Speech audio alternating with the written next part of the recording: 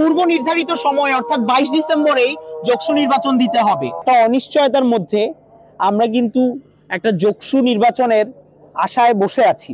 আপনারা আমাদের লিখিত বক্তব্য শুনেছেন এবং দেখতেই পাচ্ছেন যে একটা অনিশ্চয়তার মধ্যে আমরা কিন্তু একটা যোগসু নির্বাচনের আশায় বসে আছি।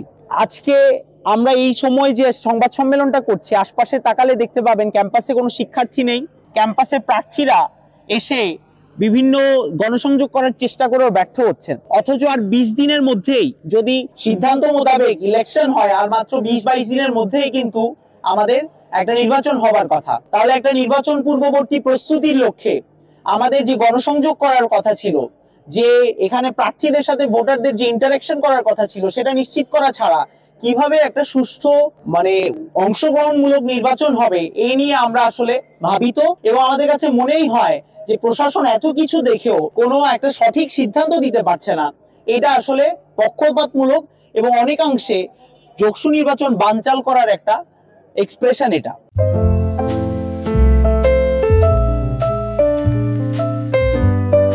ফলে আমরা বলতে চাই যে এতগুলো আচরণবিধি লঙ্ঘন হওয়ার পরও এখানে কোনো প্রকারের ব্যবস্থা কেন নির্বাচন কমিশন থেকে গ্রহণ করা হবে না। এবং এই যে ছুটি প্রদান করা হলো, তাহলে ছুটির মধ্যে আমরা কোনো দৃশ্যমান কাজ কিন্তু ক্যাম্পাসে দেখতে পাইনি, যে কোনো ফিজিবিলিটি টেস্ট হয়েছে অথবা নিরাপত্তার জন্য কোনো ধরনের ব্যবস্থা গ্রহণ করা হয়েছে যাতে ক্যাম্পাসে শিক্ষার্থীরা ফিরে আসলে তারা তাদের একাডেমিক কার্যক্রম কোনো ধরনের অসুবিধা ছাড়া, কোনো ধরনের আশঙ্কা ছাড়া যেন তাদের একাডেমিক কার্যক্রম শুরু করতে পারে, এরকম কোনো আয়োজন দেখা যায়নি। তাহলে কেন এই 14 দিনের বন্ধ এবং তাতে আমাদের কি লাভ হচ্ছে? ফলে আমরা সামগ্রিকভাবে বলতে চাই আমাদের দাবি এখানে স্পষ্ট।